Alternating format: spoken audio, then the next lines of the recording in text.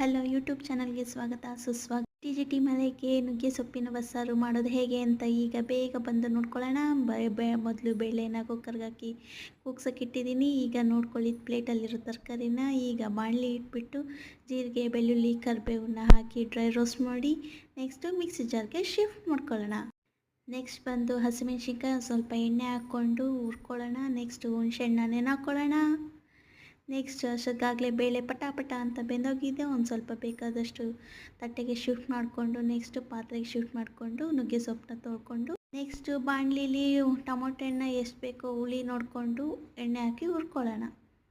ಆಮೇಲೆ ನೆಕ್ಸ್ಟು ಈರುಳ್ಳಿನ ಬೇಯಿಸ್ಕೊಳ್ಳೋಣ. ಸೊಪ್ಪು ಅಷ್ಟೊತ್ತಾಗಲೇ ಬೆಂದೋಗಿದೆ, ಬೇಯಿಸ್ಕೊಳ್ಳೋಣ. ನೆಕ್ಸ್ಟು ಸೊಪ್ಪಿನ ಒಗ್ಗರಣೆಗೆ ಮಾಡ್ಕೊಳ್ಳೋದು ಹೇಗೆ ಅಂತ ಗೊತ್ತಲ್ವ. ನೆಕ್ಸ್ಟು ಸೊಪ್ಪನ್ನೆಲ್ಲ ಹಿಂಡ್ಬಿಟ್ಟು ಅದಕ್ಕೆ ಕಾಯಿ ತುರಿ ಉಪ್ಪು ಹಾಕ್ಕೊಳ್ಳೋಣ. ಮತ್ತು ರುಬ್ಬಿರೋ ಅಂಥ ಮಿಶ್ರಣನ ಹಾಕಿ ಉಪ್ಪು ಒಂದು ಸ್ವಲ್ಪ ಹುಳಿ ಹಾಕ್ಕೊಂಡು ಈಗ ಚಟಾಪಟ ಅಂತ ಒಗ್ಗರಣೆ ಕೊಟ್ಬಿಟ್ರೆ ಬಸ್ಸಾರು ರೆಡಿ ಆಗೋಯ್ತು. ಇದಕ್ಕೆ ಬಿಸಿ ಬಿಸಿ ಮುದ್ದೆ ಅನ್ನದ ಜೊತೆ ಬರೀ ಬಸ್ಸಾರು ತಿಂತಾಯಿದ್ರೆ ಆಹಾ, ಸೂಪರು ನುಗ್ಗೆ ಸೊಪ್ಪಿನ ಬಸ್ಸಾರು ರೆಡಿ, ಸೊಪ್ಪು ರೆಡಿ.